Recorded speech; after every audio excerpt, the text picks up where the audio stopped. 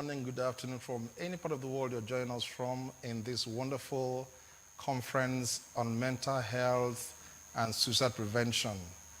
It is something very important at this time in our world because it's become almost a pandemic of some sort where there's a serious increase in suicide, depression, cases like that.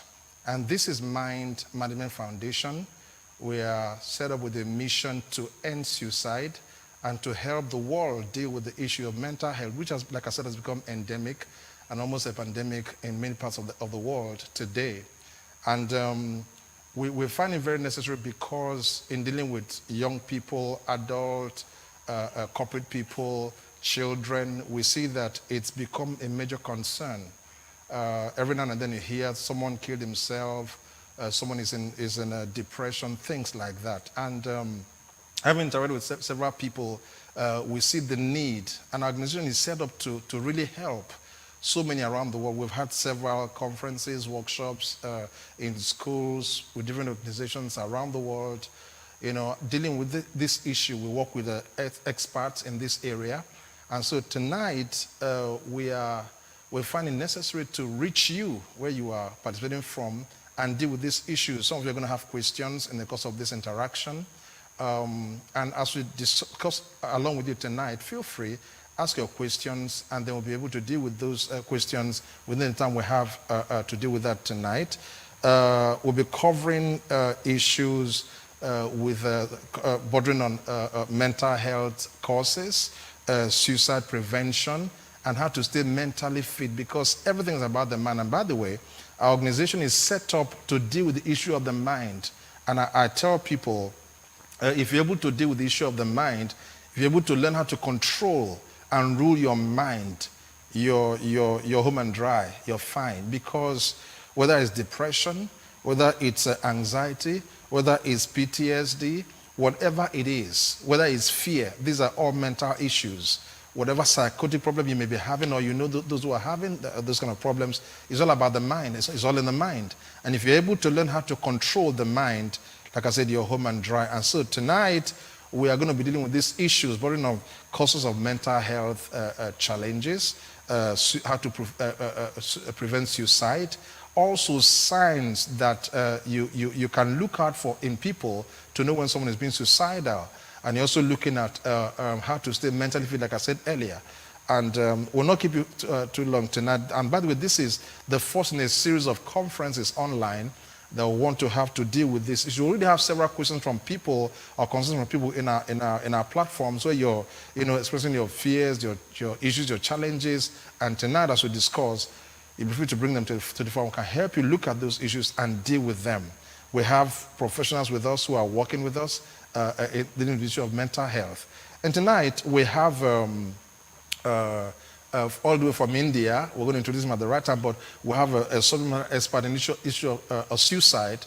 He'll be talking to us about how to prevent suicide, how to detect suicidal tendencies in people that are around you. And also I have here with me Mrs. Kate Ebuna, who is also a mental health expert. Welcome here today, and we'll be looking at these issues together. And at some point, we're going to be joined by one of our psychiatrists, a professional who will also be online with us to answer some questions that we're going to be having as we have this engagement together tonight. We'll be back shortly. Thank you very much.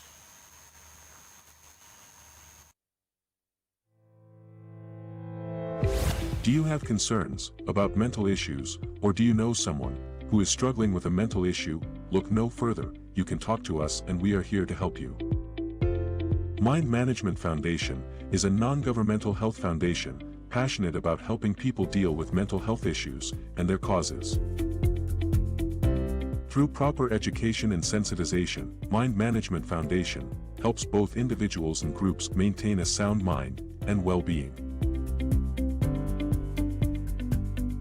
Join our volunteer network as we educate groups and individuals on handling mental issues and behaviors. We are eager to provide you with the right tools to handle mental health problems for optimal well-being and soundness of mind. You can visit our website www.mindmanagementfoundation.org to learn more about the foundation.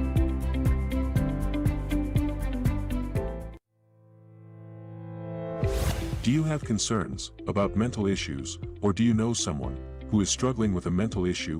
Look no further, you can talk to us and we are here to help you. Mind Management Foundation is a non-governmental health foundation passionate about helping people deal with mental health issues and their causes. Through proper education and sensitization, Mind Management Foundation helps both individuals and groups maintain a sound mind and well-being. Join our volunteer network as we educate groups and individuals on handling mental issues and behaviors. We are eager to provide you with the right tools to handle mental health problems for optimal well-being and soundness of mind. You can visit our website www.mindmanagementfoundation.org to learn more about the foundation.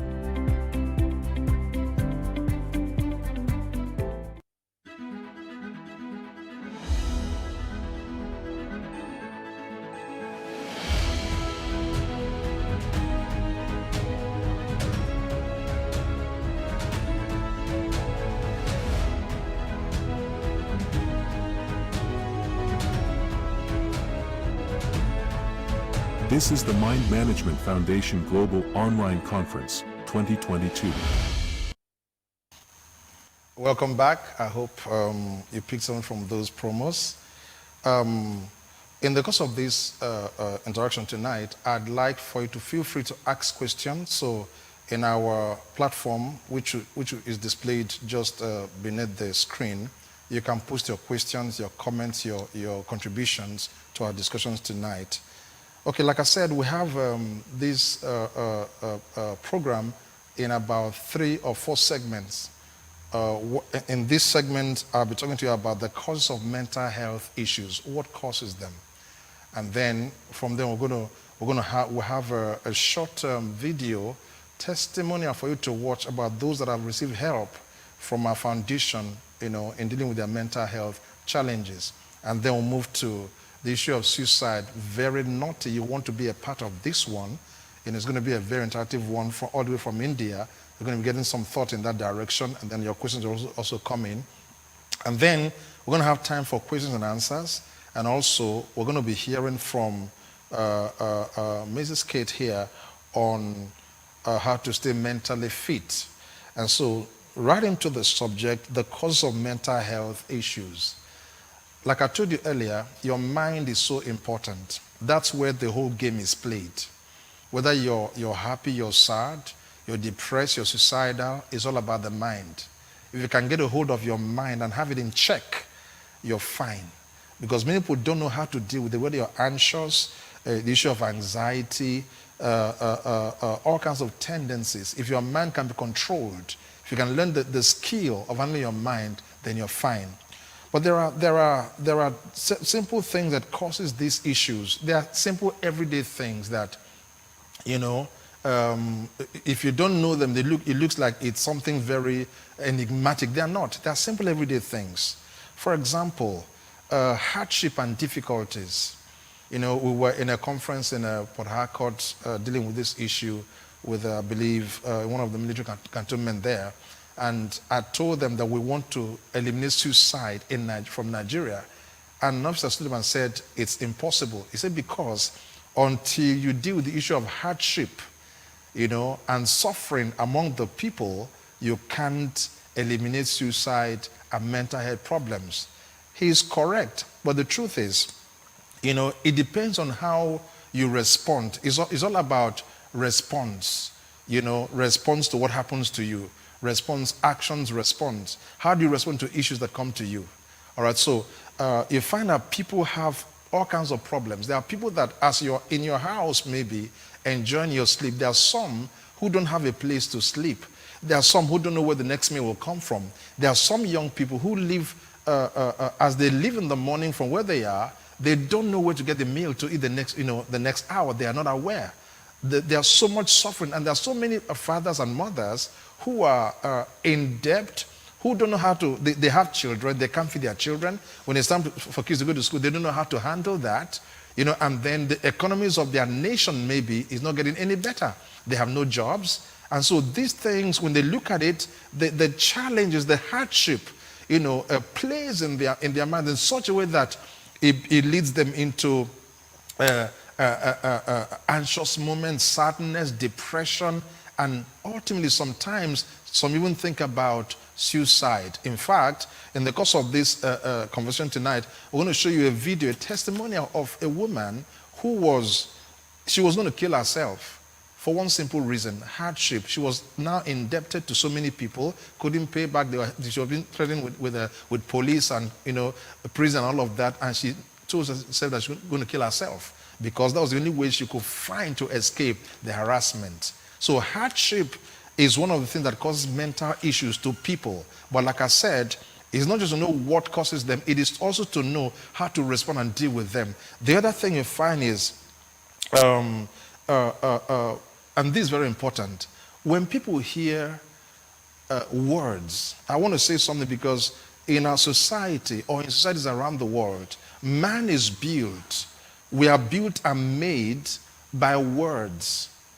Some people have, slipped into depression, into all kinds of mental harassment because of the words they heard. I'll give an example. Yesterday, I was having a conversation with my daughter. This one, a small girl.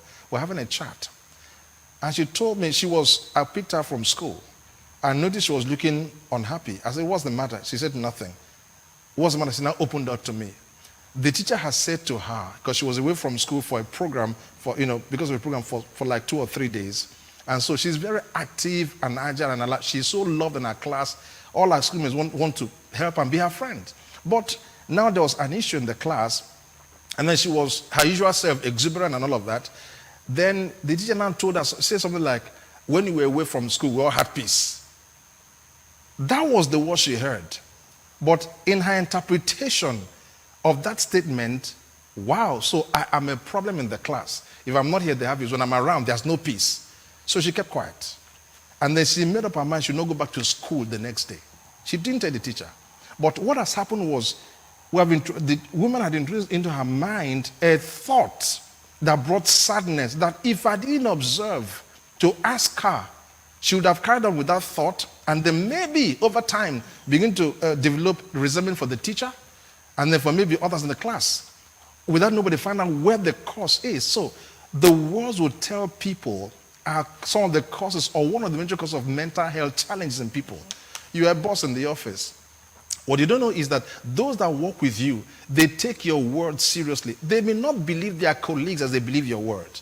When you tell your subordinate, for example, something like, "You fool, you stupid person, you don't know anything, you're of no good." Those words, or even at home, you tell your kids words that break them, words that make them feel like they are nobodies. Or at work, anywhere. These things, they produce in people those thoughts that harass them and cause them to slip into depression, and sometimes they even want to kill themselves because of things they've heard from other people. They don't believe in themselves anymore. So those are one of the causes. And then you also have, when we talk about the issue of rejection, for example, it's everywhere. Rejection, and that's why everywhere we're going to have our conferences, I used to ask them, would you want to contribute in someone's life, in someone being alive, or in someone dying? How do you want to live? Because we are all interconnected. You must know this. When we are together, how we relate, how we talk, how we appreciate one another can be the difference between whether someone is alive or dead, whether someone is happy or sad. And it's something we must all be aware of. When you talk about depression, for example, it's a bad mental case that people go through. But a lot of times, it comes from things like rejection. What's rejection? Where you're among whether in the family, and like I said, words are very important. Everything we do in life, and we communicate in life, they always come through words. How you talk to people, how you relate with people, can give them an impression that are being rejected. It can be a father and a child. It can be a teacher and a student. It can be colleagues sometimes in the office. Some people almost like being shut out. So they feel that rejection. Why you think it's not because you're cool, the person going through that situation may not feel the same. And people are not at the same level of appreciation of life. And so they can go home with that and then start thinking that they are not any good. And then mental issues begin to show up in their lives. And then you have the issue of toxic relationship or wrong relationships. These are things that causes mental health problems. We're in a conference somewhere in one of the states in Nigeria. And when we finished, a lady wrote me privately, very touching note. She said to me that, look, thank you for coming. She said, because I almost have lost it. She said, I was just going to kill my boyfriend and then kill myself. She had devised the plan. She had concluded on how to do it. She was just waiting for the right time to strike. What had happened? Wrong relationship, wrong expectations, disappointments. So sometimes, that's why it's good also, what are your values in life? So this lady was in this relationship and then expected the guy to propose to her. He didn't. And then was, going out with other ladies. Until she felt betrayed. She felt her heart was broken. And she made up her mind. I would rather die and kill him rather than seeing him marry another lady. These are things that when you deal with people, you know that your actions can be far-reaching in impact in those other people's mind and life. Like I said, it's all about the mind, how you manage the mind. And so we're going to make it very brief for us tonight. And then you also have, social media. While we get lots of information from it, while we're informed, we're enlightened, we see all kinds of, there's also the danger. Overexposure to social media is also a major cause of mental health issue. I will tell you how it works so you understand. It's like, I like to give an example with some things in life. Let's say you love football. You're watching this football match. It's so exciting. You love your team. They're winning. All right? You're very excited. You're very happy. You're full of joy and all of that. And then it's gone to the crescendo. Your joy is so high. And then the match is over. All right? The match is over. Your team has won. But after the team has won, what next? You were excited, but there's no continuity to the excitement. So you find it now you're going to look for the highlights. Okay, you watch the highlights. After that, so what next? What next? That's the way social media operates. You're watching on Twitter, on Facebook, on Instagram. You're reading everything. Now your life is there. You read all this, so your mind is tickled. You're enjoying yourself. But when you finish, it didn't solve any problem. It didn't bring any to your happiness. Nothing has changed. So essentially, it's a vicious circle that leads to nowhere. It's like someone who is taking drugs. So while he's on drug, he's high, he's happy, he's excited. But now, when the impact of the drug goes off, other things begin to happen to his mind. And so even they feel depression as well. Because now the impact of drug is gone. And the joy or the satisfaction that the drug should have brought, they find it's not there. Depression steps in. The same with social media. So these are things that over time, you find that because man is gregarious in nature, we should relate with other people, not just with social media. If you spend all your time in those places without dealing with people, you find that you're becoming all by yourself a loner with social media, and then somehow, somewhere, there's an imbalance going on in your life, and you don't even know it's happening until you find out that it's getting too late because you're being sucked in by the social media platform. And then, of course, you have family issues. These are things that, very important, very simple things, like I said. When people are mentally challenged, when you look at the good root of the matter, usually there are simple things, but because they lack skill and understanding, those things persist and eventually and ultimately leads them into mental situations. Family issues. Family issues. How do you relate at home with your wife, your husband, with your children? Do you know many men are leading so much imbalanced life? Why? Because of bad relationship at home with the women at home. The children, the same thing. So when the family, if you can either make your family, your home, a place of a refuge, a haven of some sort, where you can come back to relax, or you can make your home a place, another war zone, For at work, you have gone through maybe all kinds of pressure from your colleagues, from your boss, and all of that. When you come back home, let your home be a place you can come and relax and be at rest, at peace, and joyful. But then, if you have a toxic relationship with your wife or your spouse or your children, your home may be another war zone. So you find several men, they close from work to another friend's house, from work to a drinking joint, from work to a football, to go and watch football. So why are they not going home? Because the home is not at peace at all. But it takes a simple thing for you to create a happy home. All you need to do is determine to be the one who is selfless, who is loving, who is kind. Of course, this time we have tonight will never be enough to look at all the details. But these are some of the causes of mental health. There are several others. We'll talk about unkind words that will speak to one another. We'll talk about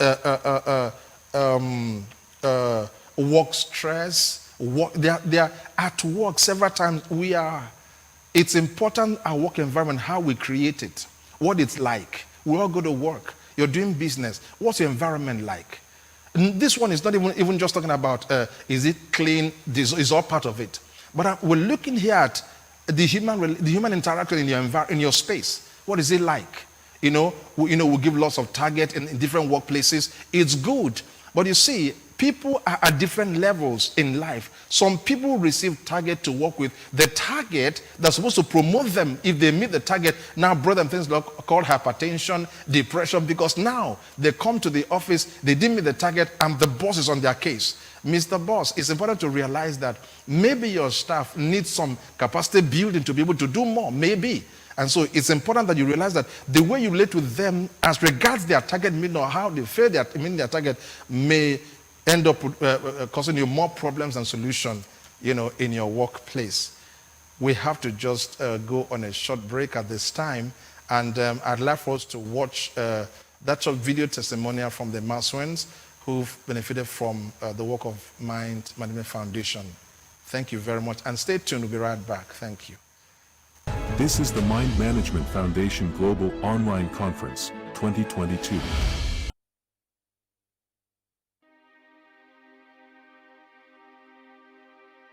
My name is Christiana Imasuel.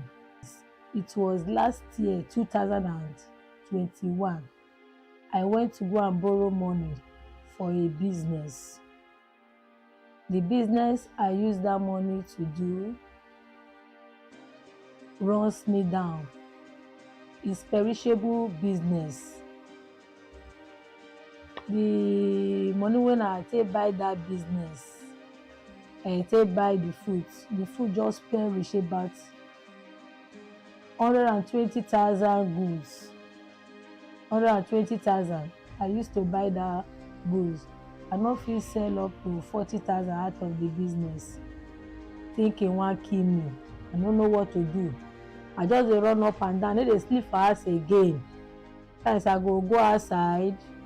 12 o'clock in the midnight, I go run come house because police they find me, make they catch me. Before my son David, the Maswena called me and said, "Daddy, she didn't understand her mom again. The way she's looking at her mom, something is going wrong." She said her mommy told her that those people are now looking for her, the police, that if she didn't pay back that money, they will send her to jail. So for that reason, her mommy now told her that it's better, instead of her to go to jail, she will better commit suicide and die. I no fit bear that situation again. I can't say, "Ma, kill myself." Anywhere, if I dey walk out, my mind go say, "Kill yourself." If I kill myself, all these people that know can't draw me death again. So we are now scared. I started monitoring her. Until when my son went back to school in Edo College, it's in Body House. Before he now met with this Mind Management Foundation, they came to their school. Then my son now speak with them. That was how they came to the rescue of my wife, who was In September, I went to school. So that day it was third week. I did not resume early. I resumed 2 weeks after resumption. So I was in school. It was because of some issue. I have not been able to set. My parents have not been able to settle up with some of the items needed by the school authorities. So I went to school after second week. I was in school. In class, I was trying to update on my note because I not resume early, and they gave us an instruction that some organization will come in during break time to come and address the students of the school. So I was like, I cannot be able to go because I need to update my notes. I was stressed, saying I cannot go. There's someone courage, let me just go. I went there, we were talking about some things that I knew it happens to my mother every time I was in August holiday. Why do people suffer so much mentally to the point of taking their own lives?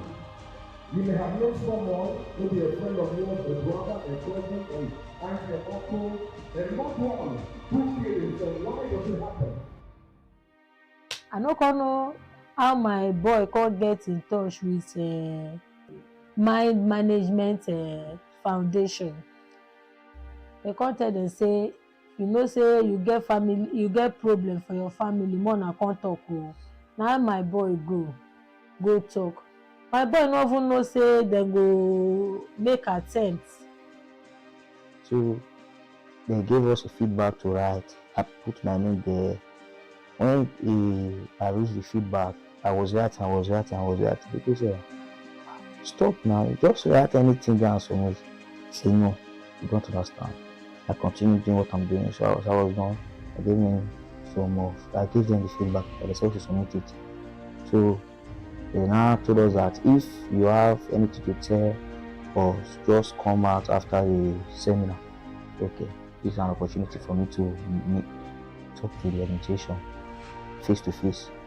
So they finished it, so we went and I went to go and meet one man. Yes, we are telling that my mom went to go and carry loan. I don't know how I bought perishable fruit and they got spoiled.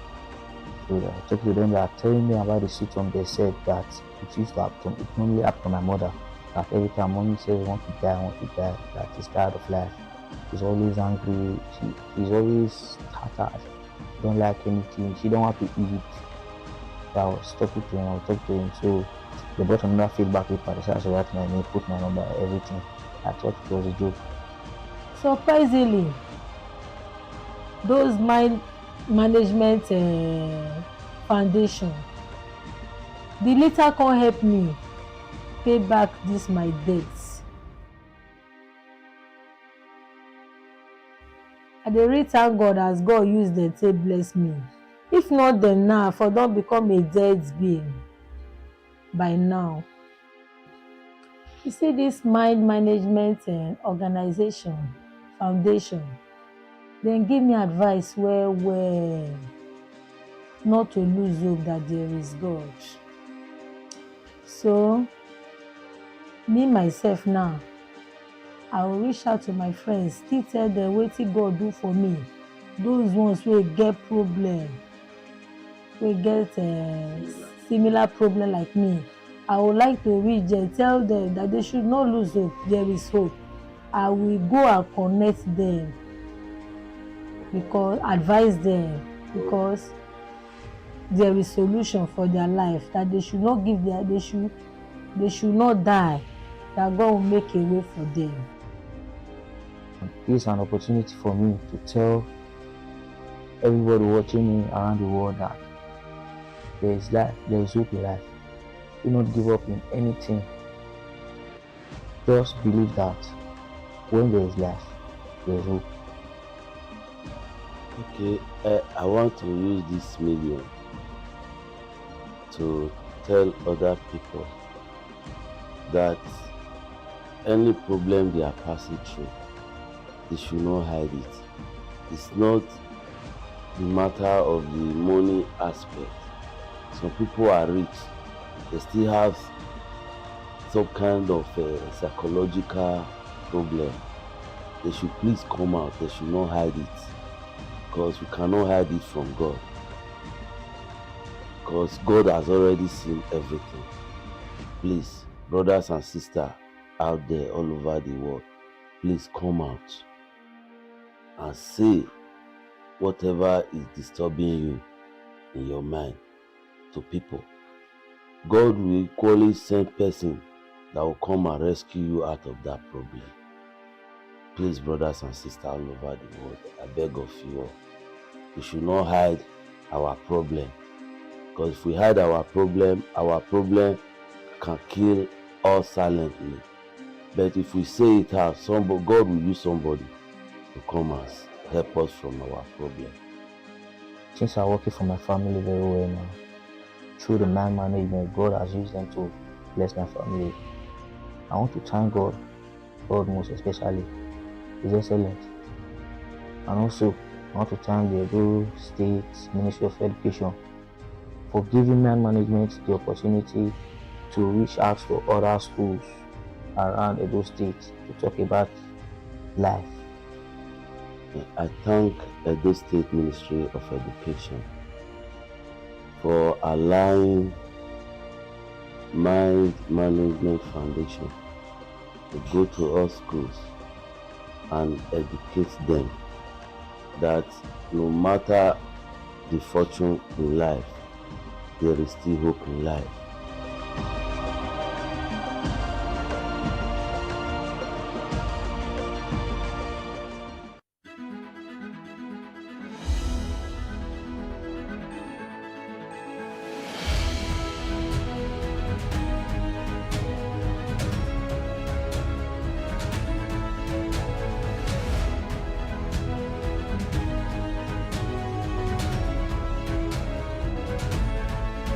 This is the Mind Management Foundation Global Online Conference 2022. Wow, welcome back. I hope you've been inspired by that wonderful short video you just watched from the Maswens family, who were beneficiaries of some of the works of the Mind Management Foundation. Without much ado, I'm going to be introducing you straight to all the way to India. We have standing by to talk to us about suicide prevention and the telltale signs of suicide in people who are suicidal. The founder of Global Suicide Prevention Squad, Mr. Isaac Agarwal. He's a subject matter expert who has dealt with several issues helping people who are suicidal. So at this time, I'd like for us to welcome, especially all the way from India, Mr. Isaac Agarwal. Thank you very much.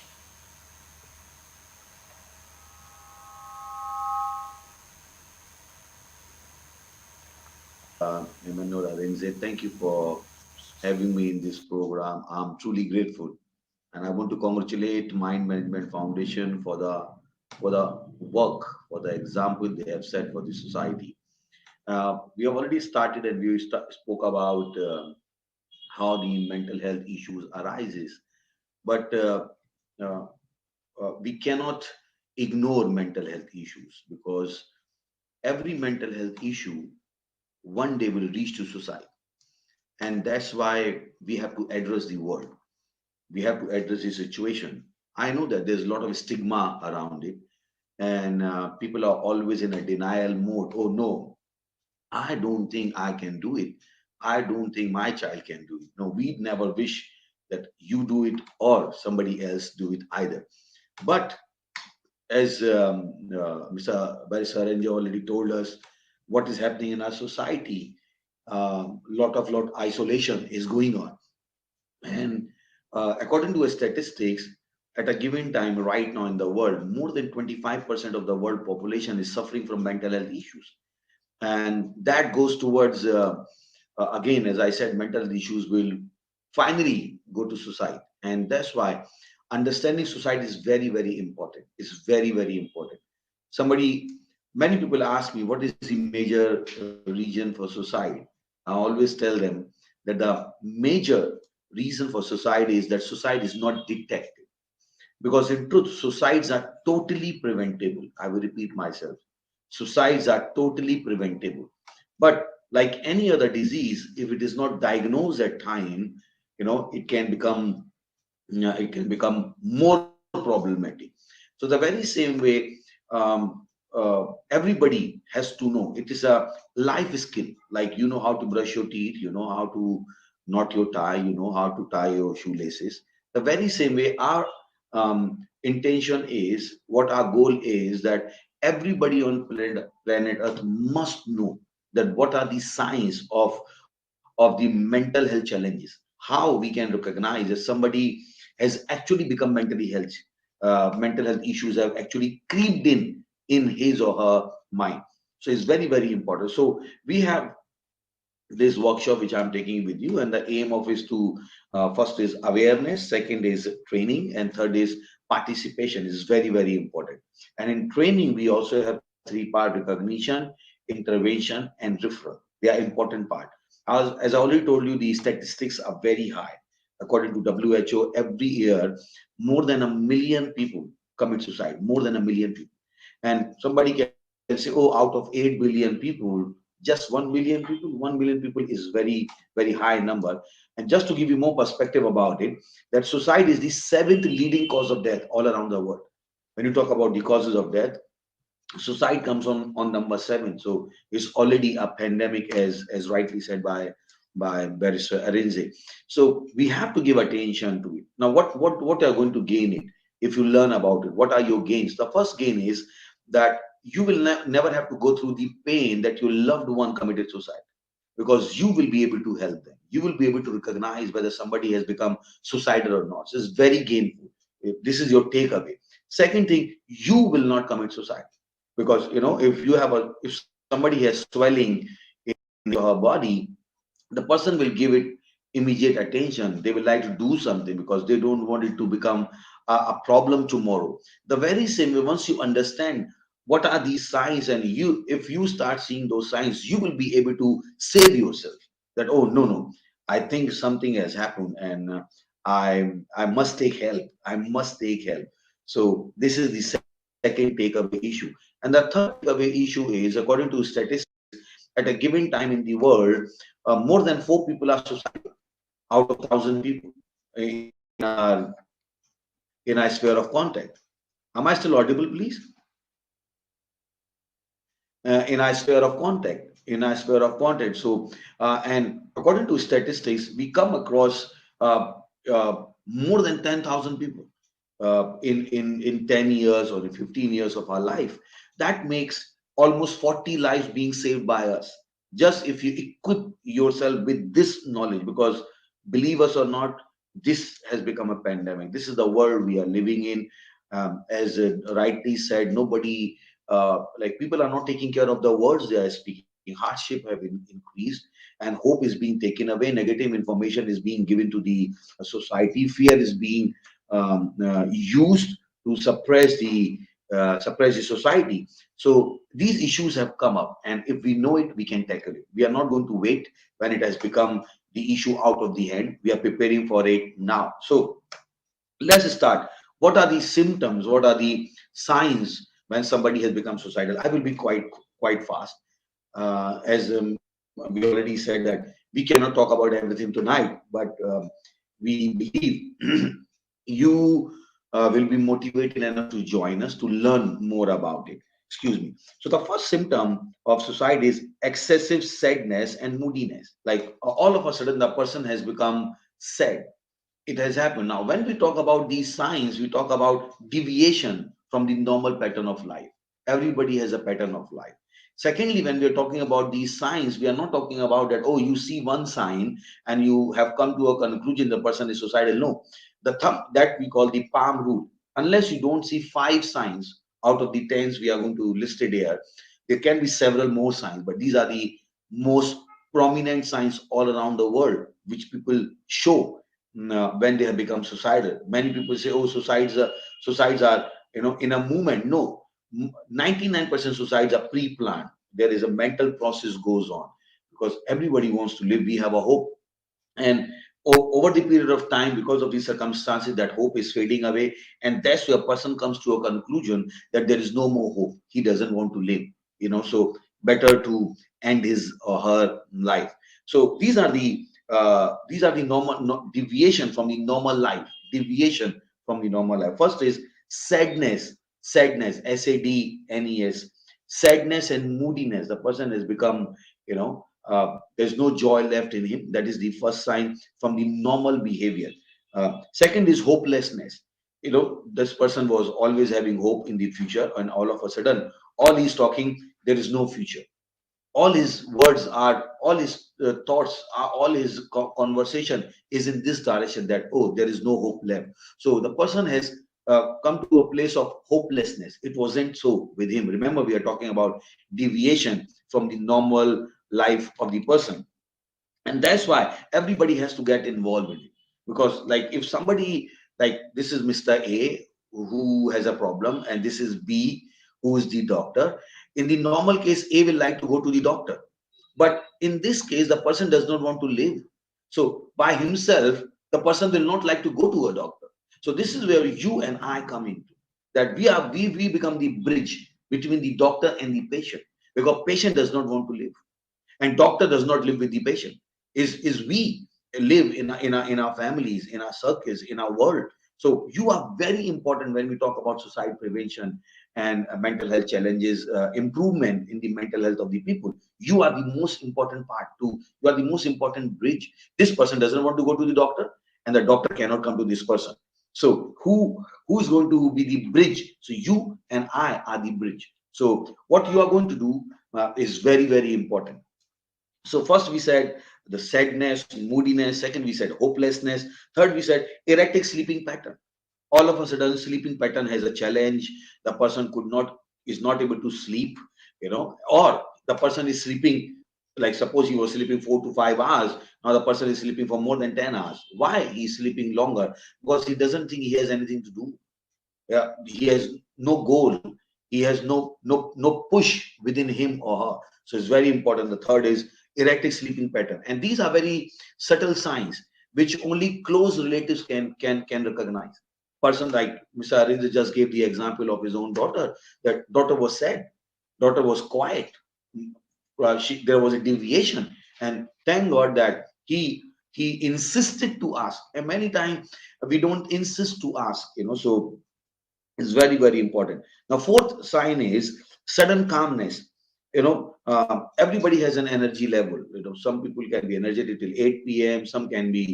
Uh, some can be for 10 p.m. But when these thoughts are coming in, their motivation level goes down. There's a decrease. There's a decrease in their energy, and so you can know that, oh, this person is in energy is decreasing day by day. There's a sudden calmness coming into him. It can be for good as well, but it can be for the disaster as well.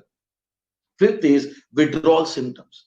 Withdrawal symptoms is he wants to be alone. This is because they don't think they are needed by the world, and they think nobody will understand them. So they start cutting themselves from the society. I remember in an engineering institute, I was having a lecture, and after the lecture, dean came to me. He said, "Thank you for telling what you said today."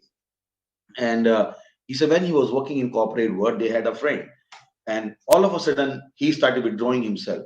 And these people did not know anything, so they thought, generally what people know, oh, let's give him some space, let's give him some space, he will be all right, he will be all right. And then all of a sudden he left for space. They said, oh, perhaps somebody would have come and taught us what that sign was, that, oh, there's a withdrawal symptom. They just want to be alone. They don't want to talk to friends. They don't want to talk to family. Earlier, it wasn't so. Remember, we already said in the beginning, it's a deviation from the normal way of living. Sixth is change in personality and appearance. There's a change in appearance. There's a change in personality. All of us want to look good, but the people who have become suicidal in their mind, they don't want to look good anymore. They are just shabby all the time. They don't care how they are looking. It wasn't so early. So there's a definite change in the way they dress, in the way they carry themselves. They look dejected, they look shabby, they don't look properly organized. There's a change in their personality, so in appearance, so to say. Then second thing is, when we talk about personality, we talk about change in the speed of talking, the way somebody is talking to you. Uh, he or the person is talking far ahead of the speed, far more what he was speaking normally, or he's speaking very slowly. Both the sides are very important, because when you're talking to him, the person doesn't want you to know what he is thinking. That's why he just want to talk with his speed, finish the conversation and run.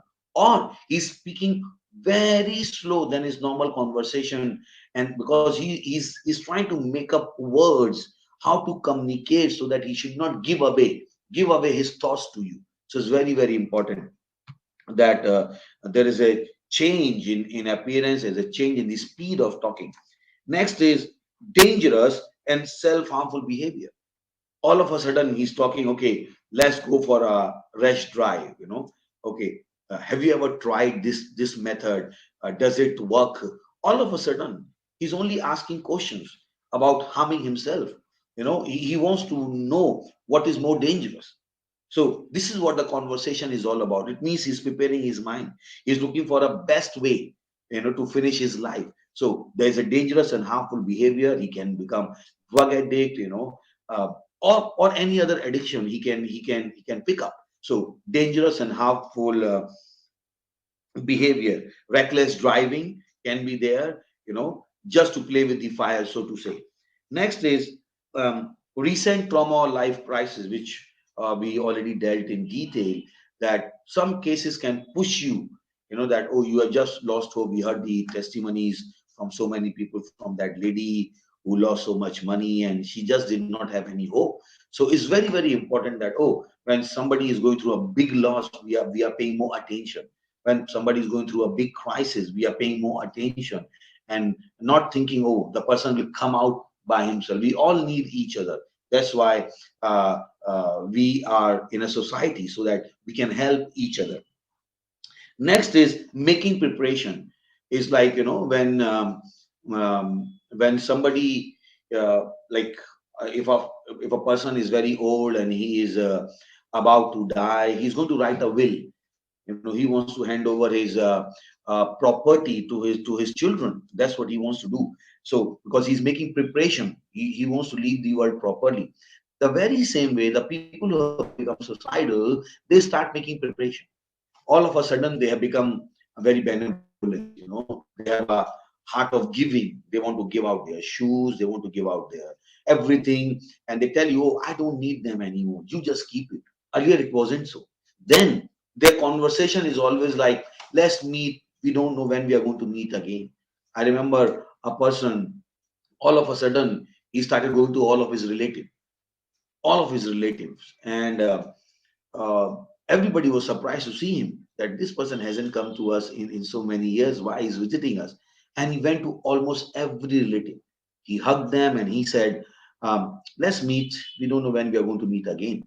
So, and then the person committed suicide. So they are making preparation. They are making preparation. They don't want people to get hurt once they have left. So they try to give out everything. They want to, come and apologize to everybody.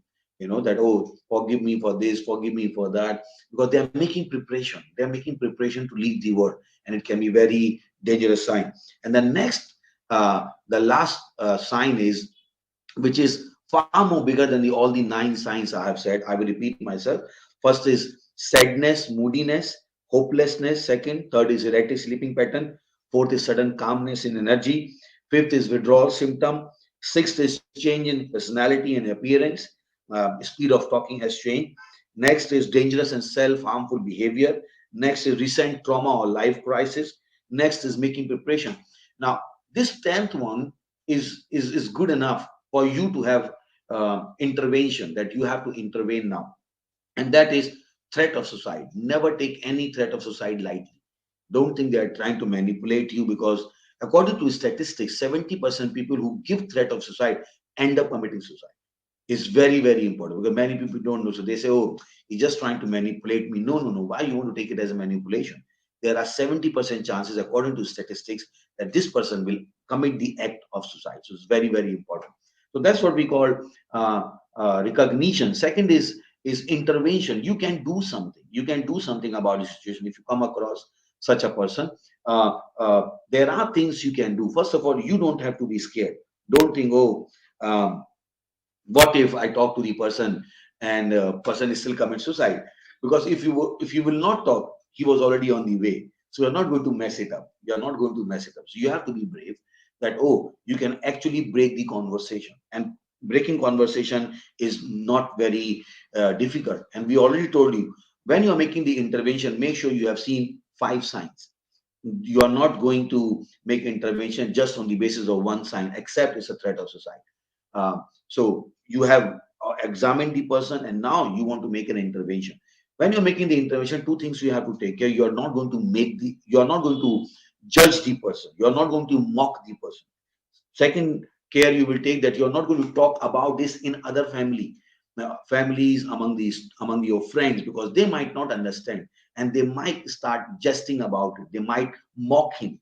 They might be laughing at him. So you once you locate the person, you have to intervene in the first place. You're not going to talk to the whole public about it, society about it. No, no, no. You're going to keep the identity. uh, uh, uh, you don't have to disclose the person identity, so to say. So it's very, very important. Next, when you're going to talk to the person, you have to look at the appropriate place, that where you are talking with that person. Oh, it cannot be in a market. You cannot open the conversation in the market.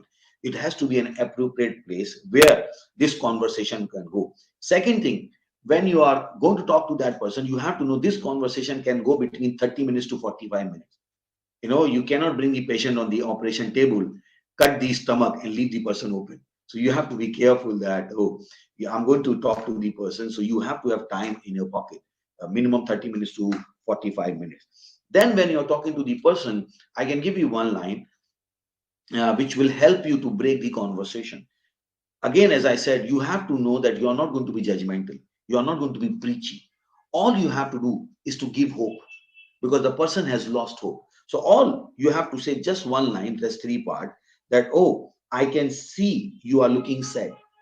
I can see. I can see that, oh, you have decided to commit the crime, or you have decided, depending upon the society you're coming from.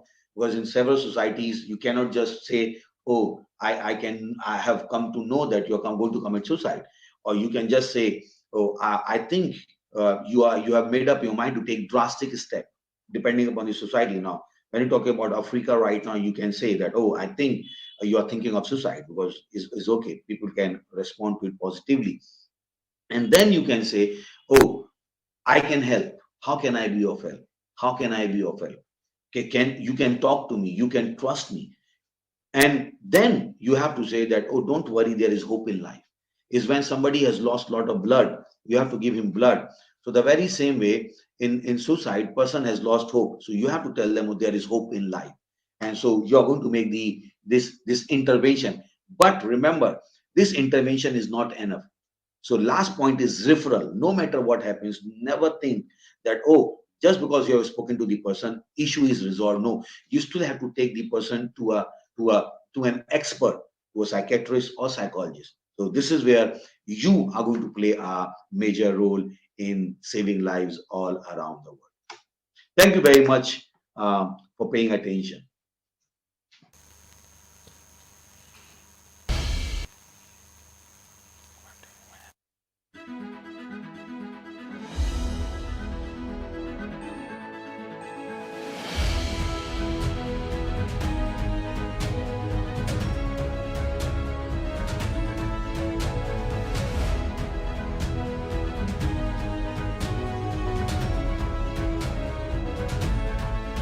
This is the Mind Management Foundation Global Online Conference 2022.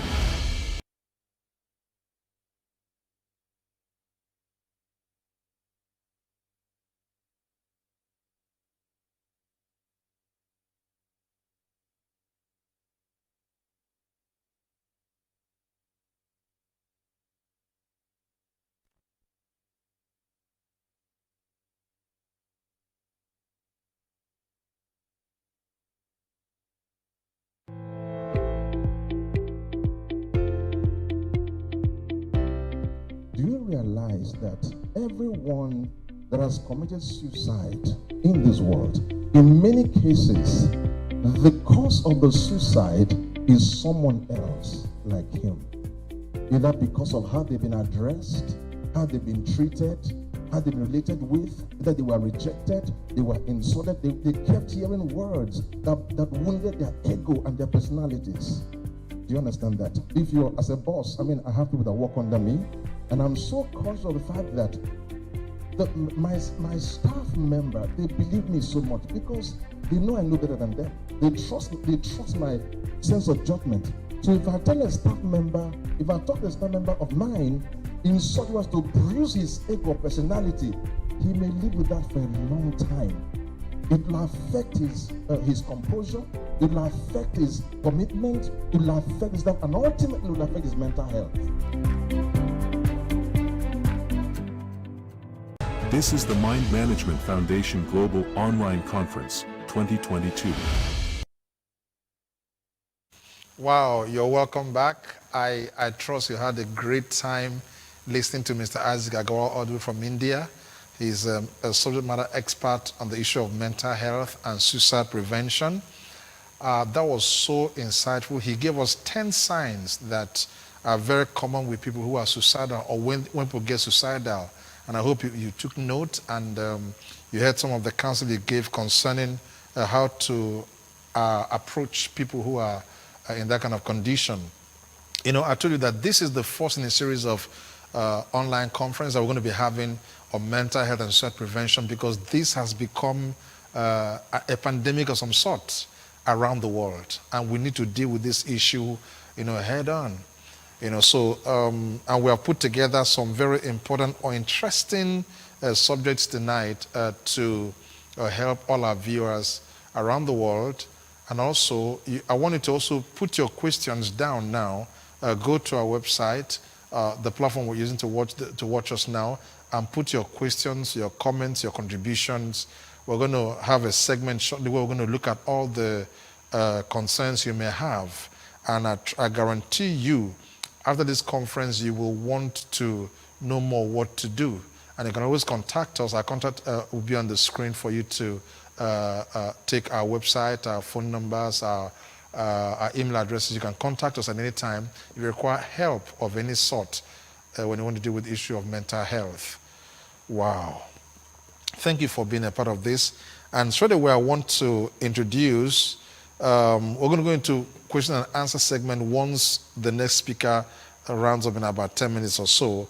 Mrs. Kate Egbuna, she's also a mental health expert, and she'll be talking to us on how to stay mentally fit. So important. It's all about the mind. How do you stay fit in your mind? And join me to welcome Mrs. Kate Egbuna. Hello, everyone. It's a pleasure to be on set with Barrister. Thank you, Barrister, for this opportunity. Thank you.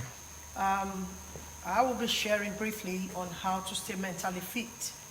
And this has to do with how do you respond to those things that you're exposed to. Earlier on, Barrister shared with us how causes that could affect people's mental health. So I want to share, one of these things that you should first look into is don't fear. Fear. Fear is a detonator. Fear can harass you.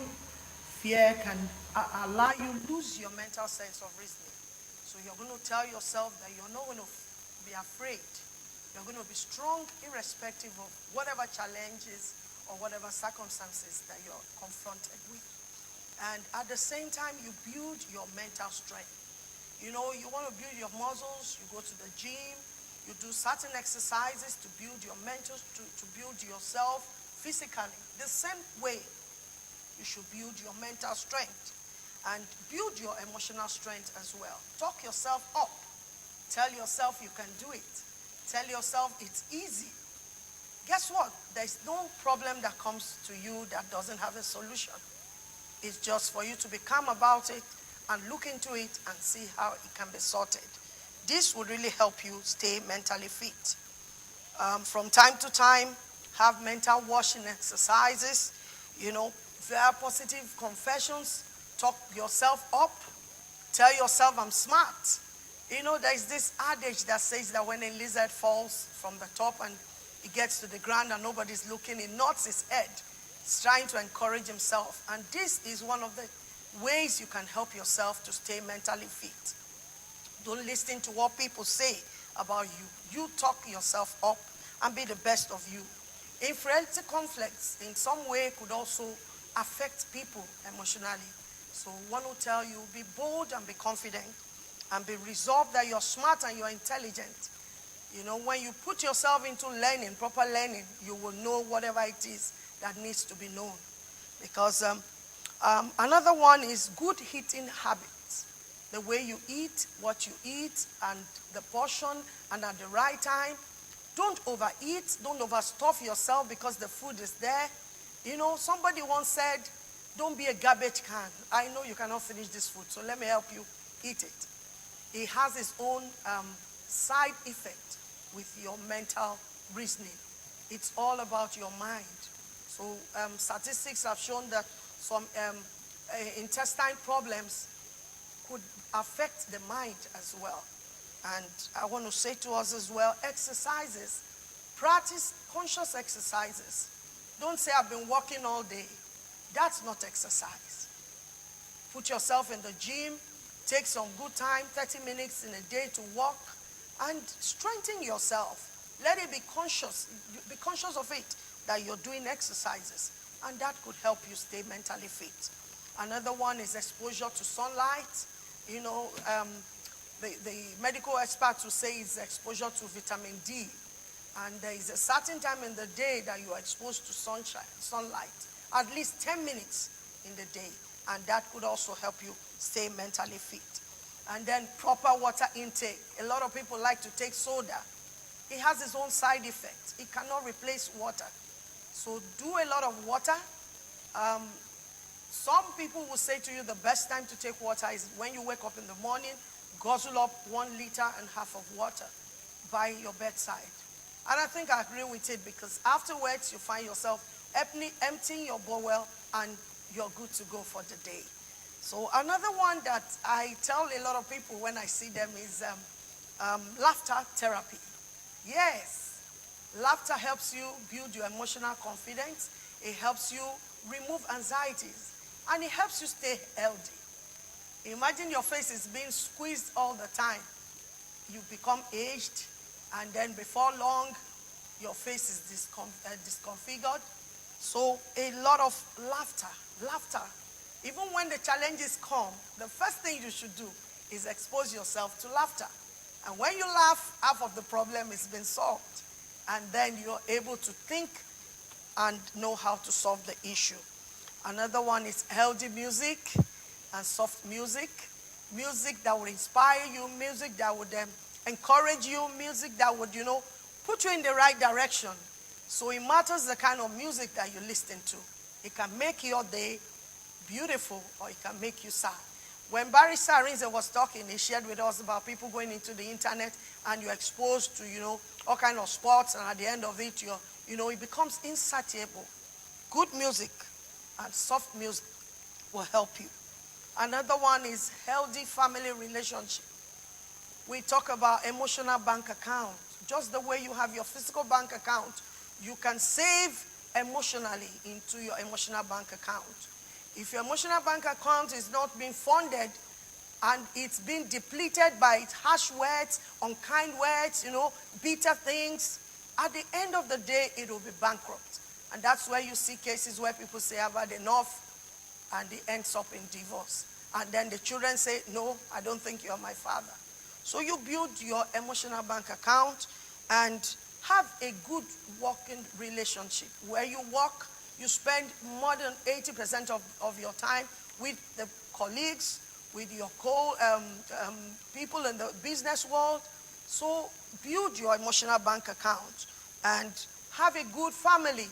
When Barrister was talking, he talked about where you build your home to have, it becomes a haven of peace, a place where joy exudes, a place where everyone is happy and increases your pleasure. And, you look forward to going back home. You're not like that guy that says, I need to, when I close from work, I go to the bar, I go to some place, movie, because he's running away from home. For how long are you going to run away from home? Someday you're still going to go back home where you will need your family, either with retirement or you are told to go back home. So these are some of the things that could help you stay healthy. And the 10th one I want to look at is take a vacation. Don't say vacation, it's expensive. Just leave your home. Go somewhere. You could go to a resort. You could go anywhere to just, unwind, relax. It could be to the beach, a place where your mental strength is being strengthened, where your emotion, you are able to think well, where you are able to look at the brighter side of life. Guess what? There is hope in life. And once there is life, there is always hope. So when you take vacations, when you do these things, you're healthy and you're ready to go. So this is the parts and the few points I'd like to leave us with because of time constraint. So stay on, don't go, and post your questions. That's why we're here for you. Mind Management Foundation. And we're doing a lot, through the trainings, through the seminars, the workshops. We're coming across a lot of people, The other day, Barrister and I, we went to some of the paramilitaries, and when we're done, some of the officers said, oh, I've been very unkind to my wife. I've spoken harsh words to her. I have to go back and build up my emotional bank account. And this has really helped. And some people say, I never knew that I need to have active exercise, structured exercise pattern of life. It's part of it. Wake up early than usual. Get yourself into the gym. Take a walk around the place. And be safe and be healthy. When your mind is healthy, you are all-round balanced. So I want to stop here so that we could continue to cover up the remaining part. Thank you very much. Thank you so much, Mrs. Kate. That has been very enlightening. These things are very simple. They're everyday things. But you notice we're not using all the technical words, all the psychotic neuroses. We're not using them because all we have, these are everyday challenges. And a point I want to make while she was talking, it's important that you look at, she was talking about how to be mentally fit, but I want to talk to you about the ability that you must develop to be able to separate yourself from your challenges. Look at your challenges here as an entity. Separate it from yourself. In other words, the reason you see some people having depression, high blood pressure, anxiety, it's because of that inability to remove themselves from their problems. Okay? And these are things it's a skill you have to build. How do you respond to problems? Do you take them to yourself? Or do you deal with them as an independent person? She talked about being mentally strong. These are things you have to do, consciously exercising your mind, training yourself to be strong. You talk to yourself. You refuse to give up. Build your muscles, your mind muscles. Like you build your body muscles, build your mind muscles. All right? So that you don't give up. Why would someone want to kill himself, for example? Because he got a point where he can't see the future anymore. You understand? He allowed himself to become so weak in the mind. By the way, someone told you a bad word. Someone used words that demean you. And then you allow that word to now tear you apart and tear you down and make you lose yourself for the self-confidence. You shouldn't do that. Because the one that's talking wrongly at you is doing something bad. Don't empower someone's weakness against yourself. It's weakness to demean you. So don't allow that demeaning words to demean you. Determine that you're strong and that you're separate from the words you're hearing. So separate yourself from your challenges so that while the things are there, you're healthy. Those of us who are Christians, as we read the Bible, for example, we are told to not be anxious about anything. We are told to be joyful because we have the capacity to be joyful in spite of our surrounding situations. So there may be no money at home. There may be harassment from, someone around you in your office, your boss. It shouldn't change. It shouldn't make you lose your confidence, lose your personality, and lose confidence in life. At this point in time, I believe that we'll have some questions. And I want to quickly, I don't know if if Dr. Kelechi is on. He may have a comment to make. While we expect those questions, Dr. Kelechi is a seasoned psychiatrist. He's a member of the board of the Mind Management Foundation, a director in one of the state civil services in Nigeria. And he's here to, as a professional, to lend his voice on the issue of mental health and suicide prevention. And in the next 5 minutes, Dr. Kelechi will be will be talking to us about his take on this thing. So let's welcome Dr. Kelechi to give us his insight in just about 5 minutes. We'll hear from him. Thank you very much. And thank you very much. Hello, everyone. Can you hear me? Hello, everyone. Can you hear me? We're hearing you. We're hearing Good you. evening, good morning, good afternoon, depending on where you're hearing me from. I need a feedback. Can you hear me? I need a feedback. Can you hear me? We're hearing you, Dr. Kelechi. Go ahead. All right, sir. Thank you very much, Barrister. Thank you for all the speakers that spoke prior to this time. It's been wonderful listening to you. Okay.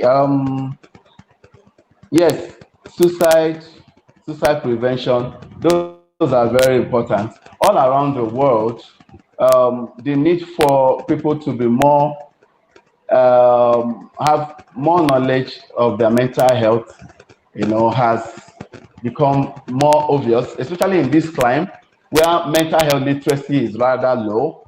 People are not able to recognize when their mental health is deteriorating. And even recently, even WHO, has earmarked a day sometime last month. I mean, every 10th of every month as World Mental Health Day. Okay, a day set aside all around the world to create awareness about mental health and then create support and advocacy and fight stigma. Now, people have spoken so much. Now, maybe I should attempt to define suicide a little bit, and then the risk factors.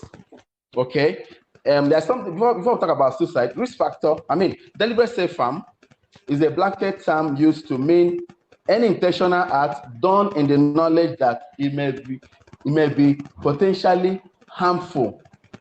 Deliberate self-harm, is a term used to describe any intentional act with the knowledge that it is potentially harmful to the person that's trying to do it, and it can take any form: self-poisoning, cutting self-injury, all that.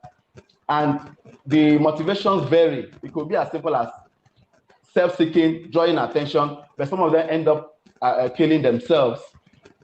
And studies have also shown that anyone who has deliberately harmed himself has up to 100-fold of completing a suicide the year after, the following year. Now, suicide is the act of intentionally and successfully ending one's own life. As short as that. Act of intentionally and successfully ending one's life. Okay, and attempted suicide is an unsuccessful bid to do so. But even for us that are professionals, sometimes identifying those who are at risk of suicide can be difficult. Okay, it comes with knowledge, experience, and all. It can be difficult, but there are studies have shown that there are some risk factors, okay, that we can use to predict those that are at risk or higher risk of committing suicide. Okay, that will include the first one. That will include being male, sex, being male. Men are more likely to complete suicide, although women are more likely to engage in parasuicidal acts, trying to harm themselves, men are more likely to complete it. The rates are highest in men between 19 and 34 years. It's bimodal, 19 and 34. 19 when young men, especially even when some young men are beginning to feel pressure, okay, pressure to succeed, pressure, okay, studying, passing serious, writing serious exams, and then when they also peer pressure, either to belong, those that cannot stand being segregated against, okay, they are more likely at risk of committing suicide. Okay, we now have suicide is more among divorced, widowed, and single. You can find them to commit suicide. Then among all unemployed or retired, then we have low social strata, those that we describe as social class V. They also are more at risk. Then living alone, and then social isolation. Living alone, social isolation. Okay, then there are some medical conditions that also predispose people to suicide. Psychiatric illnesses. It's been shown that 90% of people who went ahead to complete a suicide had history of psychiatric illness. But unfortunately, only about a third of those, okay, were confirmed to have, okay, sought help or have access to the right kind of help that they need. Okay, you have another risk is previous self-harm. Anyone that has indulged in any previous self-harm is a risk factor. All right, then you have alcohol dependence. Alcohol is so important. Alcohol and other substances, very important. And one thing about alcohol is that alcohol is not only psychodepressant, okay, it can make people feel low. Apart from that, it affects the judgment of people. And when people are under influence of alcohol, they can be more impulsive. They can just have a rational idea of committing suicide and go ahead and complete it. So it's important we know that. Okay, then those that have chronic physical illnesses are also involved. Okay, those that have strokes, kidney failures, all that, it's easy for them to, okay, grow tired of life. Okay, those are people we should keep an eye on, okay, and monitor very well. Then family history of depression, okay, alcohol dependence, or family history of, okay, people who have committed suicide before, we should also look out for them. They're important in terms of prevention. Now, if we go deeper, among psychiatric illnesses, as Pastor Isaac has emphasized, okay, I said before, rather, depression is the worst culprit. In fact, 50 to 80% of people who have not only attempted suicide but have gone ahead to complete it had history of depression. So, and depression is so easy to treat. Depression, those of us mental health experts, depression is like malaria. Okay, in fact, some people can snap out of it after 6 months. The treatment can last up to 6 months. Okay, when they present, when they identified, when they present, antidepressants. And the challenging thing is that, of course, there are psychosocial factors, okay, that, okay, tip people into depression. And there are some things, there's an important denominator, okay, that will determine whether a depressive patient is going to be suicidal or not. Pastor Isaac mentioned it. Hopelessness. When somebody is hopeless, I can describe it. It's a descriptive quality. When somebody feels that they are hemmed in, they are like that. Maybe they are like in a hole, and to them, that is difficult for them to come out. They don't see any help outside. It's something that people need to know that nothing can be hopeless. There are no hopeless situations. People need to know that, and maybe use the opportunity to say that an average suicidal patient is very distressed, okay, very distressed, full of guilt. So if you have anyone, if you find anyone around you that is, suicidal, okay, the best therapeutic thing you can do is to show them empathy. Do not be judgmental. Now, somebody may tell you, you may be aware of the recent adverse events, okay, stressor that may have pushed the person into suicide and depression, and to you it may not mean much, don't trivialize that person. It's a number of factors, okay? People have said that, okay, I'm talking about medical science. People have said that everything that happened to us, we're a product of nature and nurture. A lot of things, people's individual experiences, okay, interaction between gene, environment, adverse effect, maybe someone that, I'll give an example, maybe a lady that had the parents separate, maybe that the father left the mom when they were young, and even that lady, if in her own relationship, okay, her fiance or her husband leaving her, she will have more, negative reaction, okay, to someone who didn't experience that before. So there are people's vulnerability vary. So don't be judgmental. Just be positive, be empathic, then be optimistic. Usually, okay, when you see anyone at I can give so many Okay, examples. Dr. Isaiah, can you just round up, please, in 30 seconds? Oh, wow. Please. Oh, wow. Okay. So we'll show example positive. So if there's nothing else we'll take home today, if we see anyone who is suicidal around us, okay, we should Dr. Isaiah, I don't know if you heard. empathy. Show empathy, show optimism, be positive. Assure the person that there will surely be light at the end of the tunnel. You don't need to know how. You just need that at that moment. You don't need to know how that's going to happen. Okay? Severally we'll have, our patients, we'll give them, some of them our phone numbers. Some will call you, okay, late at night. I've had that experience, okay? Maybe someone, 12 a.m., 12 midnight, 1 a.m., Dr. Isaiah, thank you very much. How many hours because of time, we can't take everything tonight. Okay, come and see me. Come. Okay, please. That's alone. Okay, when they now come, all right, you talk to them about it. So, what are we talking about? Suicide. Okay, okay. As closure, it is common. In this past 2 weeks now, I've seen 2 people at the clinic. They present at the emergency.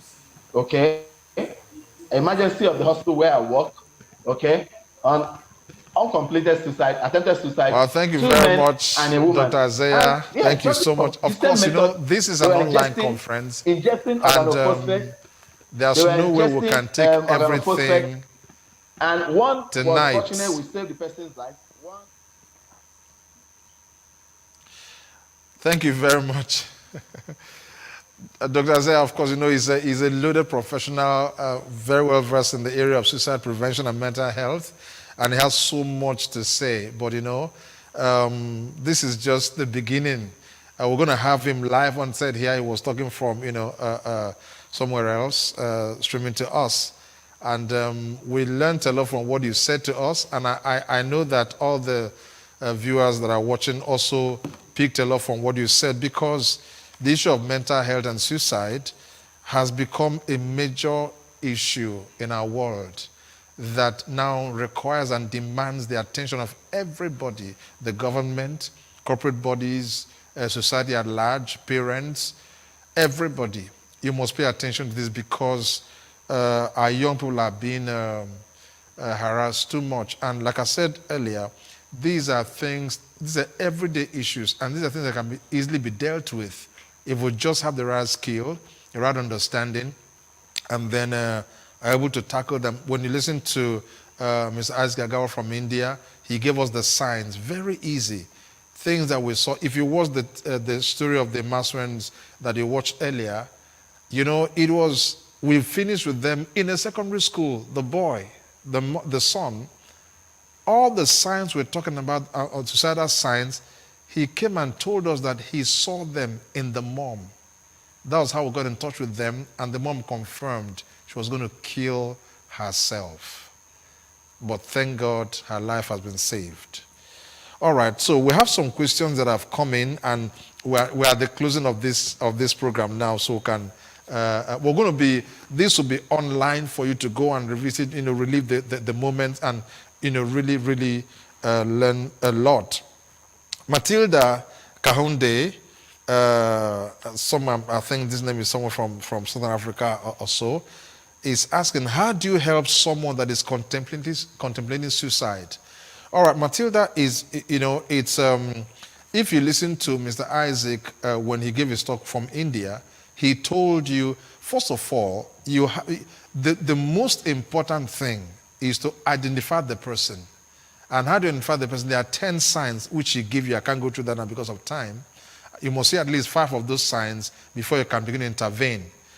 But there's one sign that if you see that, you can intervene, even if it's only that one. That is when you see someone threatening suicide, saying, I'm going to kill myself. That is serious. But how do you help? First of all, to get that person to talk, to open up to you, because a lot of times they don't want to open up. And that's why in our foundation, we adopt a strategy. So you can actually reach out to us. We want to assist you. We're going to work with you when you have such people around you. We don't tell them to come and talk to us. No, we identify, we recognize. That's why those 10 signs are important. We by studies we've seen them, by experience we've seen them. So when we look at people and you see that, you know what their tendencies were before. Now there are sudden changes. And you've seen about 5 sudden changes in this direction. And then you know this person, I need to intervene in his life or in her life. So recognize people who are suicidal first. Number 2, learn how to communicate with the people. You're told you need to have enough time. There are some words you cannot be judgmental at those people. You must be empathetic and sympathetic to their case. And then there are words to be able to get them to open up. There are words you can use. Something that I can see, that you're going through this or you're contemplating this. You're lovingly affirmative and you're also being helpful. But to gain their confidence, first of all, the first thing is once you get them to talk, I guarantee you 70% of the problem is solved. So it is about the skill of getting them to talk to you. Okay, but because of time, we won't go into all the details. But this training will be on our website. We're going to live there for quite a while on our social media handles as well. So you can go through what Mr. Isaac, taught us on suicidal signs and how to help those who are having that issue. When you go through that, you will definitely know what to do in dealing with or helping someone who is contemplating suicide. Then the other question is, what do I do? Okay, that's what is close to what I just mentioned here. Someone say, how do I deal with depression? How do I deal with depression? First of all, depression is that almost, but it's not, but it's almost that overpowering thought that makes people feel hopeless towards situations. And they're unhappy, they're sad, they don't know what to do.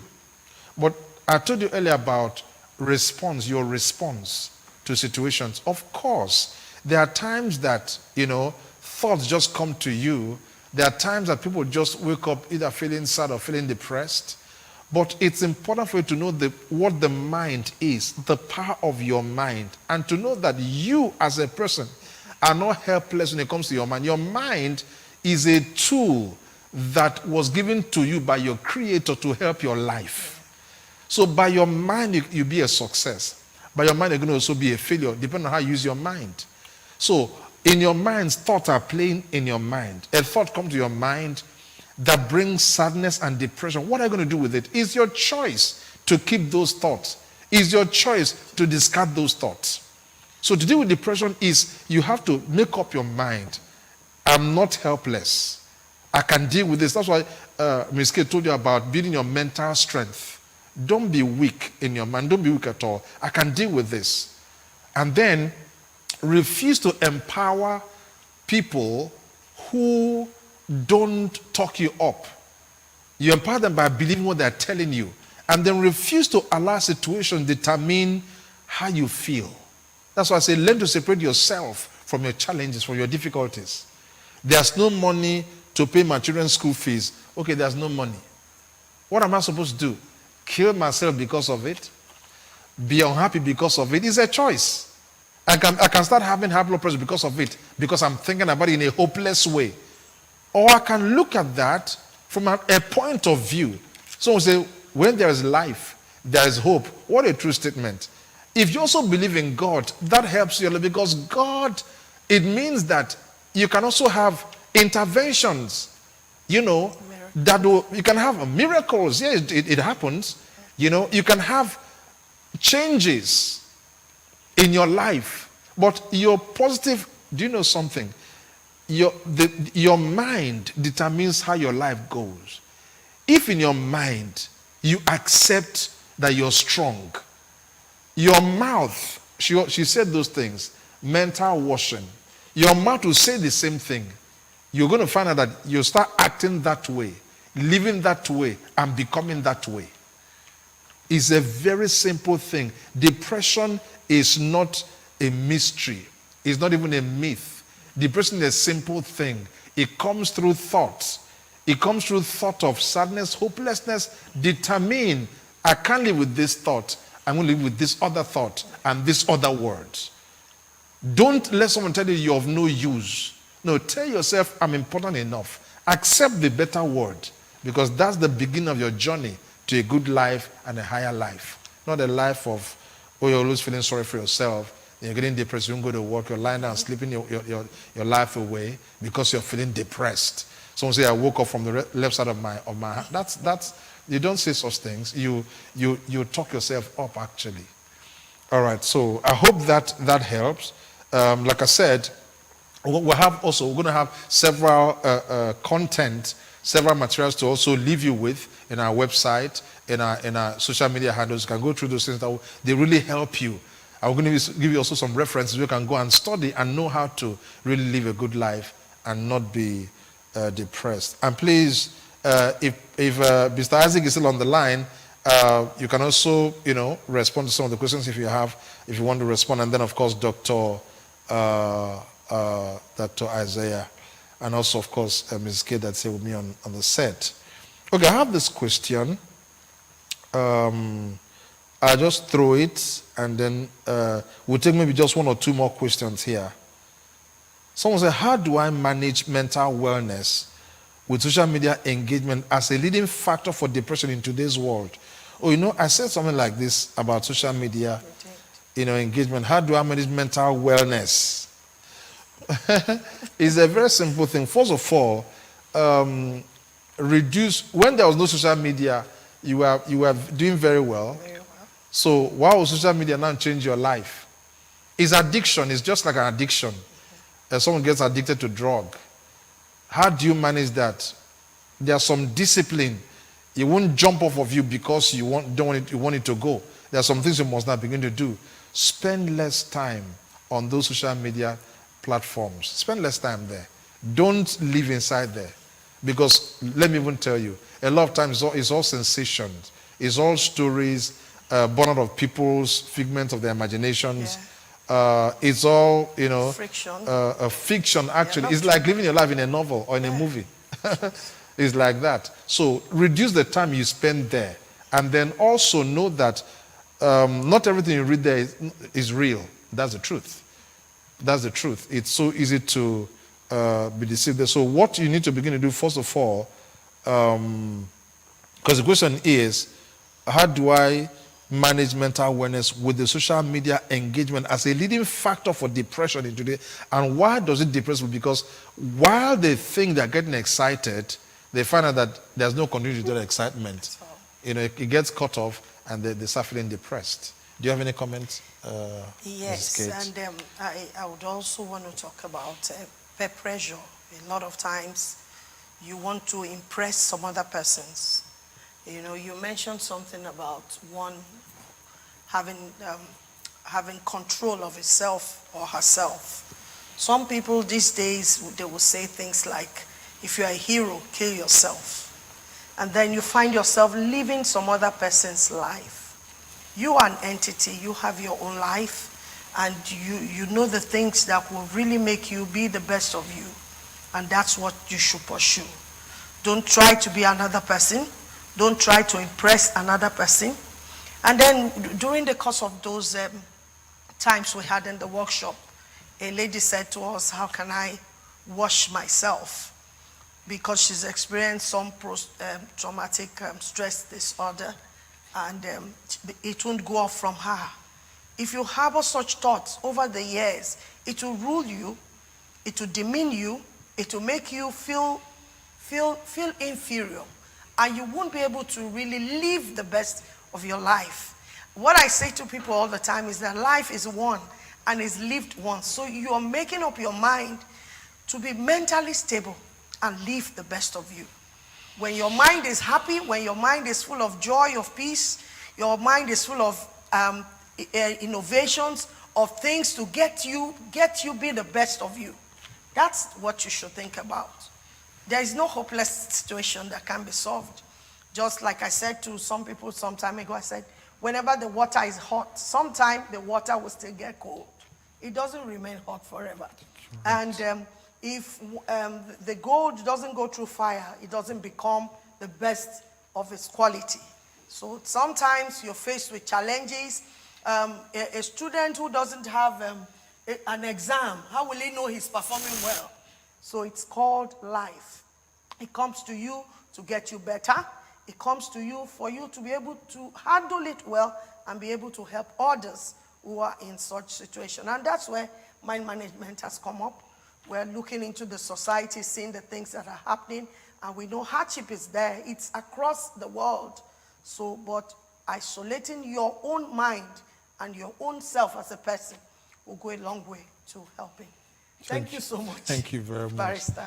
We have just a few more minutes to go, but I have two questions that I think I'd like to address. Someone said, my dad is very strict, but I've noticed some of the signs, that's signs of suicide in him.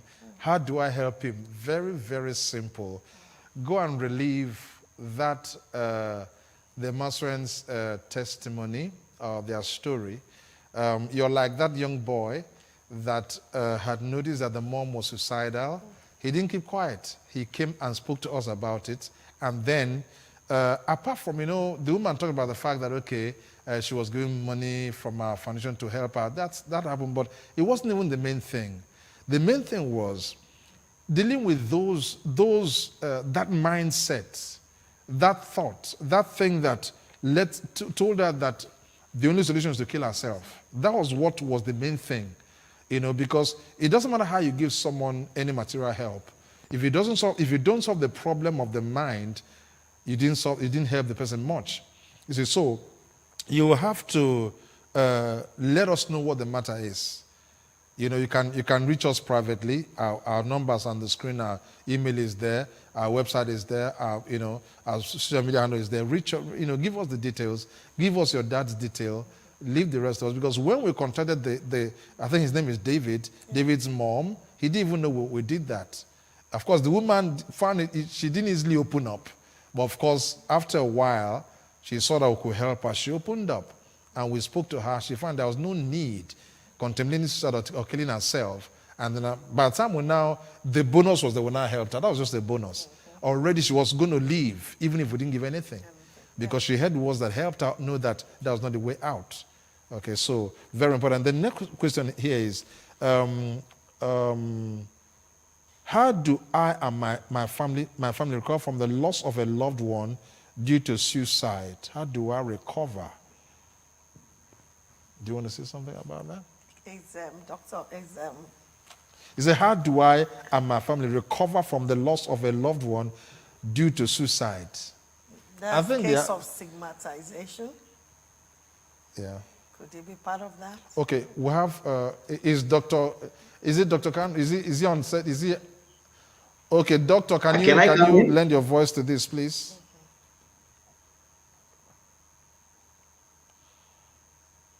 Is Doctor there, please? Okay, Doctor, Mr. Isaac from India. Oh, thank you. You're still there. Please, with all my pleasure, can you put him on so that I can hear from him? How do I and my family recover from the loss of a loved one due to suicide? Let's have Mr. Isaac Agawal. Yeah, with the loved one when he has left with suicide, the first thing is to stop being guilty about it, because sometimes it is the guilt which takes over, and you are not able to forgive yourself that, oh, how you you could not recognize. I can give you my own story. I received a call from somebody when we started this program, and this person said something that they were into a marriage and marriage went bad, and this girl's husband committed suicide. I didn't know much about suicide, so at the best of my ability, I counseled that girl. And few days later, I came to know that a girl also committed suicide. Now, guilt came in, but then I told myself, okay, I made a mistake that I didn't know about, but I can make sure that nobody else die from it. So it's very, very important that you come out of that guilt. Don't allow guilt to set in. Yes, what has happened, it cannot be undone anymore. But you can move forward. You can help others. That's how. That's the best way. Because once you have saved the lives, you will be able to see. Okay, I couldn't save my loved one, but I'm able to save somebody else's loved one. That's the only way you can come out of it. Don't allow the guilt to set in, because the person cannot be Mr. Isaac, brought there's back an to life. interference with And your don't. sound. There's interference with your sound, Hello, sir. I please. noticed you are calling Noise. me. Hello, sir. Good evening. Can I say a word or two? You can go ahead now, please. Hello, sir. Can you hear me? Go ahead. Can I say a word or two about this? Yes. Thank you. It's a double header. Can Mr. Isaac I hear mean, me, please? losing someone from suicide. Is All number right. one. We had a bit Normal of grief. Normal interruption grief. there. You just lost Some someone, like any other death. signal problems with Okay, and Mr. the fact Isaac's, that it's sudden, sound. the person may have not been sick, all that. So we grieve. Grief is the normal response to a loss. So we grieving alone, okay, and grief. The symptoms of grief can be enormous, severe, and burdensome. Then coupled with suicide, as the pastor was saying, the depending on the relationship with this person, is he a sibling, is he an offspring, is it a friend, is it those alive will always start feeling guilty. Was there anything I didn't do? If it's a spouse, did I push this person into this? If it's a parent, do I have any problem with my parenting style? Am I a good parent? Okay, and if they need therapy too, because they're also victims. Okay, they need therapy, they need help, they need to come forward, they need debriefing. Okay, death alone, losing someone is tough enough, let alone this. So be open about it. If the person is from some clients, our client African setting, the natural, or Asia, okay, where the people tend to be secretive about this, okay, it may be what there could be stigma, okay, added stigma on top of it. Okay, the most important thing, don't blame yourself. Go for counseling, be open. It is not your fault. No matter how you want to, no matter how your mind is trying to process it now, it's not your fault. You did your best. Don't blame yourself. Talk about it. Okay, and you will learn from it. Some people have written books after they lost a loved one, and others can seek Very counseling. much, Dr. Thank you, Kanu. sir. Thank you so much. Essentially, what he has said, which I'm sure you're heard him very well, and that's what Mr. Isaac also emphasized. Remove the guilt. Don't feel guilty. Don't remove, because one suicide is already bad enough. We don't want you to go into another trip to suicide. Remove the guilt, and then if you require counseling, talk to us. Reach out to professionals. Talk to us. You're going to be spoken to in a way that you understand. Life must go on, and you don't have to beat yourself about that. Okay, so thank you very much, Mr. Isaac. That was very insightful. And also, Dr. Kanu, thank you so much for those contributions. We have quite a few more questions here, but I think that at this time, we're going to respond to some of these. We'll post them on our website and also on our social media handles. Just because we didn't take your question, please bear with us. The time is far spent. We planned to do with the time we've done, and we want to close at this time. I just want to give you some more information about us. This is Mind Management Foundation. We are set up with a goal to eliminate suicide, not just where we are, but globally. We're working together with, we're in partnership with the Global Suicide Prevention Squad, led by the man who just spoke to us, Mr. Isaac Agawal. And we have several professionals working with us. You saw Dr. Kelechi Kanu, who just spoke to us. He's an expert, he's a psychiatrist, deputy director with the Lagos State Government of Nigeria. And then we have several others scattered around the world who are working with us in this global mission to end suicide and mental illnesses around the world. And our details are on the screen. Feel free to call us, send us messages, send us emails, go to our website, post your questions there. Feel free. If you have any issue you want us to help you with, and you want privacy, not a problem, just send us a message. Your privacy will be well guaranteed, because that's part of the problem that people have. They don't want to talk something, and that's fine. So you can reach out to us and we'll be able to help you. And if you have people with problems bordering on mental health or suicidal people like that around you, please reach out to us. We can help. We can help. And we've been equipped to help you and to help the world around us. And I want to, at this point, especially thank all the people from India, Mr. Isaac Agawal. Thank you so much for your contributions, the things you taught us on suicide, science, and prevention. Thank you so much for your support all this time. Thank you for your expertise as well. You're just a gem. We love you very much. And special thanks to our esteemed Dr. Kelechi Kanu, who is, of course, a member of our board, a seasoned psychiatrist who has brought his expertise to bear in our work.